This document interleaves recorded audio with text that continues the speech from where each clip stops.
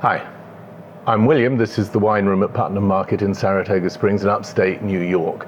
And I've been talking about unfashionable wines, and almost without exception, the reason they have been unfashionable is because the general public have seen them as sweet, and they've seen sweet wines as being unfashionable, unsophisticated, the sort of wine for the person who didn't really understand the finer things in life. And since nobody wants to be seen as that person, everybody would shun Riesling because they thought it was sweet, Sherry because they thought it was sweet, and Beaujolais because they thought that was sweet. But sweet wines have their place, and on Sunday here in the wine room, a lady came in bearing this tray of cookies and looking for a bottle of champagne so that they could eat the cookies and drink the champagne together. Now, as I explained to her, the champagne has roughly the same amount of acidity, roughly the same pH as freshly squeezed orange juice. So what you've got to imagine is a nice glass of chilled, freshly squeezed orange juice and a big chocolate brownie or cookie.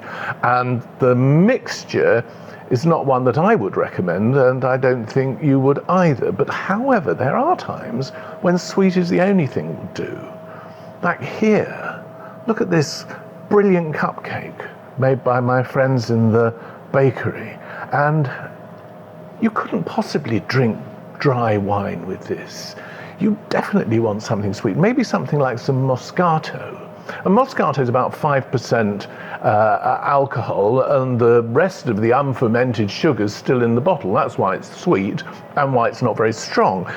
But there's another reason why you might want to choose wine where the alcohol was low and there was still a little sweetness in it, and I'm going to let you into a secret. So if I've got a lot of stuff to do at home and it's my day off, I might well fancy lunch, which would be something like some baguette and some pâté, and this, which is quite frankly the best French butter you'll ever find. Beurre d'Isigny, I recommend it highly. Find it if you can. If you can't find it elsewhere, you can come and find it at Putnam Market. And what would I drink with it? How about this Selbach Oster? It's going to cost me around $20. This is a cabinet, which is to say it's exactly the sort of thing that an Englishman should keep in his cupboard, and that's me. I am the Englishman, and I do have a cupboard, and it is just 9% alcohol. And it's going to go brilliantly with this pâté because it's got so much acidity. It comes from such a northerly vineyard that the grapes are still bright and tart when they're ripe. And that acidity is going to cut through all of the fattiness of this butter and the pâté in much the same way that a pickle would.